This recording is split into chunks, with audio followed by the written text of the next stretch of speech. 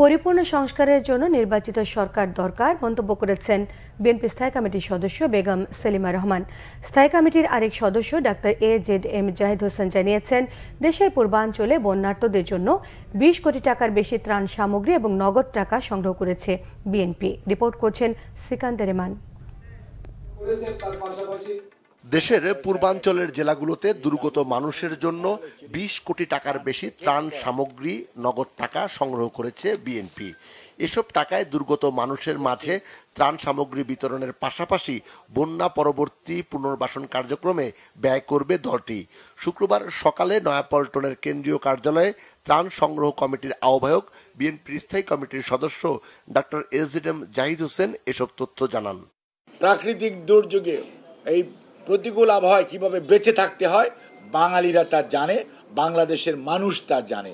কাজেই কেউ যদি চেষ্টা করে আমাদেরকে এভাবে দাবিয়ে রাখবে অথবা আমাদের যে সার্বভৌমত্ব, আমাদের যে বেঁচে থাকার আকাঙ্ক্ষাকে দাবিয়ে রাখবে, বাংলাদেশের মানুষের ইচ্ছার বহিঃপ্রকাশকে গলা টিপে হত্যা করবে, সেটা সুদূর পরাহত।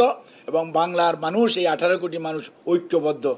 রাজধানীর রিপোর্টার্স ইউনিটিতে এক আলোচনায় বিএনপির স্থায়ী কমিটির আরেক সদস্য বেগম সেলিমা রহমান বলেন, প্রয়োজনীয় সংস্কার করে দ্রুত নির্বাচনের ব্যবস্থা করা জরুরি। ভারতে বসে শেখ হাসিনা এখনো ষড়যন্ত্র করছেন বলে অভিযোগ তার। আমাদের প্রত্যাশা হলো সকলের মত প্রকাশের অধিকার, আমাদের প্রত্যাশা হলো বেকার যুবকের কর্মসংস্থান, আমাদের প্রত্যাশা হলো নারী উন্নয়ন, নারীদের ক্ষমতায়ন, আমাদের ছাত্রদের শিক্ষা, স্বাস্থ্য থেকে শুরু করে প্রতিটি প্রত্যাশা আজকে আমাদের মনের মধ্যে। কিন্তু ইন্টারিম গভর্নমেন্টের পক্ষে এত কিছু প্রত্যাশা সম্ভব নয়, কারণ আমরা জানি এগুলো সংস্কার করতে পারে একমাত্র আমাদের যে কোনো নির্বাচিত সরকার। আপনার নির্বাচনের জন্য যতটুকু সংস্কার প্রয়োজন ততটুকু করে যত দ্রুত সময়ে আপনারা নির্বাচন দেন, তারপরে আসবে জবাবদিহিমূলক সরকার। সে যে সরকারই আসুক না কেন আমরা ওয়েলকাম করব। পোশাক কারখানায় অস্থিরতা সৃষ্টিতে জড়িতদের আইনের আওতায় আনার তাগিদ দেন বিএনপি নেতারা।